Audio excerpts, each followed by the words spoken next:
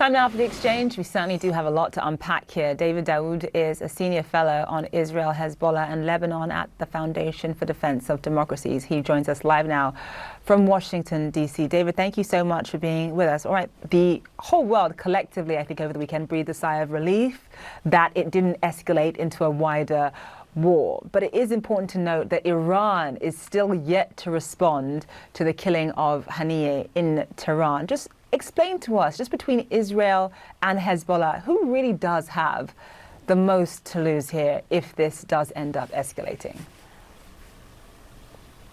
First of all, thank you for having me on. I think the expectation that it would not lead to war was obvious from the outset. Hezbollah, both sides have a lot to lose, but I would say Hezbollah has more to lose. Hezbollah has not been in a situation where it can take on the Israelis for some years now. That's putting aside the conventional superiority that the Israelis have. Hezbollah is in a situation now where it's still recovering from its involvement in the Syrian civil war. And then 2 years after that, right after 2017, when major operations in Syria ended, Lebanon's economy collapses. Now Lebanon is also in a position of political stalemate, were Hezbollah to compound that with a security conflagration, a destructive war of unprecedented scale with the Israelis, they'd be hard pressed by their base, who, for all of their distaste for Israel, let's put it that way, don't want a war for the sake of the Palestinian cause, however much they may sympathize with it.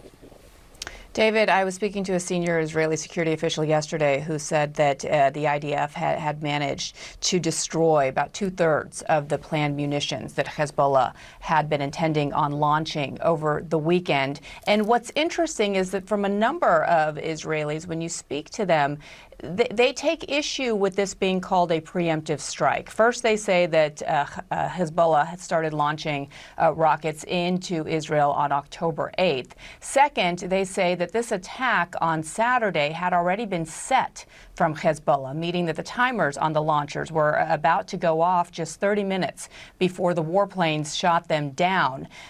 Talk to us about what this means bigger picture, because this could have presented Israel with a situation where they would have been forced to then perhaps lead to a regional war if they would have seen a massive attack from Hezbollah, forcing them to then respond even more significantly.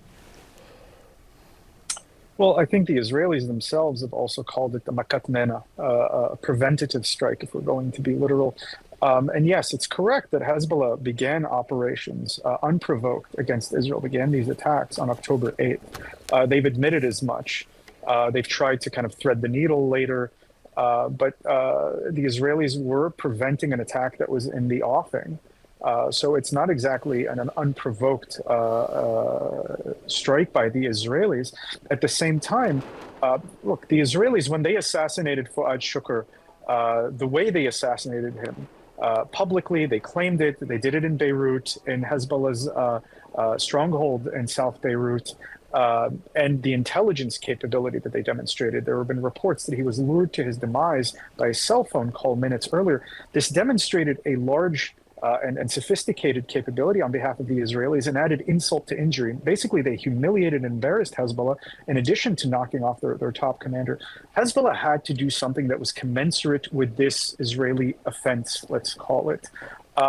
And at the same time, they have to navigate the situation that we discussed earlier, this lack of desire for war. So they had to thread the needle very carefully to cause the Israelis pain, but at the same time, not give the Israelis sufficient legitimacy to broaden their campaign in Lebanon. Now, what they're doing now is claiming a success for this operation where there was no success. And this was to be expected, that Hezbollah would fill the gap between the image they want to present and reality with propaganda. And just in terms of what we're seeing on the northern border of Israel and Lebanon, obviously there has been a de-escalation in terms of what we saw this weekend, but is there any way to have a ceasefire between Hezbollah and Israel without a ceasefire happening first in Gaza? Absolutely not, because Hezbollah doesn't want one. They've stuck to this repeatedly. This has been their position from the outset, from when Secretary General Hassan Nasrallah addressed the conflict for the first time on November 3rd.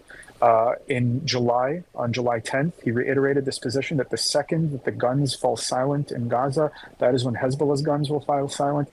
And yesterday, he also he reiterated this point again, that Hezbollah will continue attacking, that it remains undeterred, and continuing to attack until a prior ceasefire in Gaza is achieved. Now, this doesn't mean that Hezbollah isn't suffering. They're stuck between this promise that they've made to continue attacking and a war of attrition that they launched, but which, according to their Deputy Secretary General Naim Qassem, addressing NBC News in April, has lasted a lot longer than they initially expected.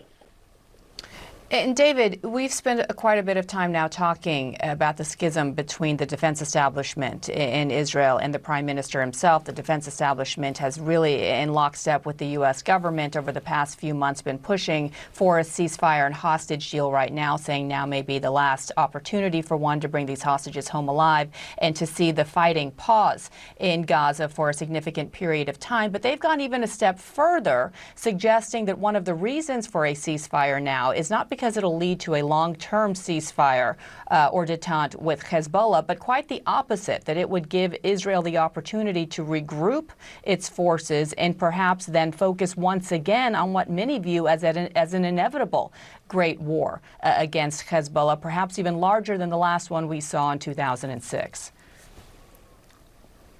There's validity to that logic. Israel, is not built. The IDF's doctrine is not built for long wars. It is traditionally focused on short, overwhelming campaigns.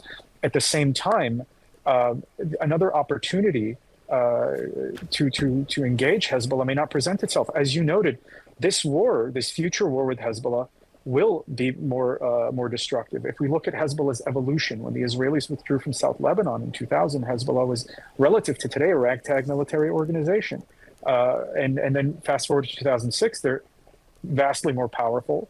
And then compound that with the experiences they've gained in Syria, the expansion of their arsenal that's ballooned to something like 150,000 to 200,000 projectiles of various sorts.